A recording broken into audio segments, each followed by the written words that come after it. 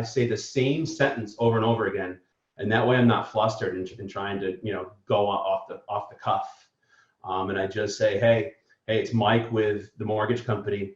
And I know you've got your lender relationships locked in and you're really busy, right? I don't want to be a me too, but I have some things that I think could benefit you that your current lender doesn't offer that can make a big difference in moving the needle in your business.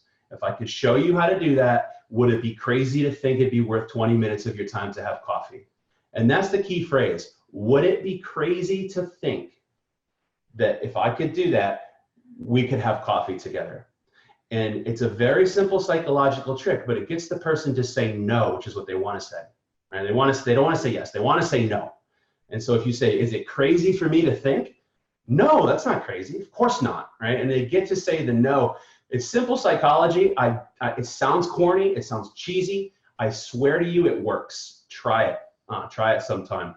Another thing I do is if I reach out to people or if I have a meeting with somebody and then I follow up and they blow me off, which happens all the time to all of us, right? People say, oh yeah, well, we'd love to do business, Mike. And then I never hear from them again. They don't answer my calls, my emails, my texts, my Facebook messages, my LinkedIn messages, my Snapchat messages, my bat signals, right? My flares. They don't answer any of that stuff. And by the way, I'm obnoxious with my follow-up. So I want to encourage you to be the same. Don't be embarrassed. You have a right to call people, right? Don't be embarrassed and say, I don't want to be a bother. Bother the crap out of them in a professional way. My last resort, and if you do this is a really cool trick that I learned from Chris Voss, and one of our coaching calls down the road in a few weeks is going to be about this technique. But Chris Voss is a friend of mine. He wrote a book called Never Split the Difference. Highly encourage everybody to read that. Never Split the Difference by Chris Voss, V-O-S-S. And Chris used to be the head hostage negotiator for the FBI for many years, which is a big deal. He was the #1 hostage negotiator for the FBI in the whole country. And so Chris became very good at negotiating and speaking and using psychology to move people in the direction he wanted to move them. And I learned this from Chris. And you only want to do this as a last resort because you may end up losing the relationship and having to stick to your word.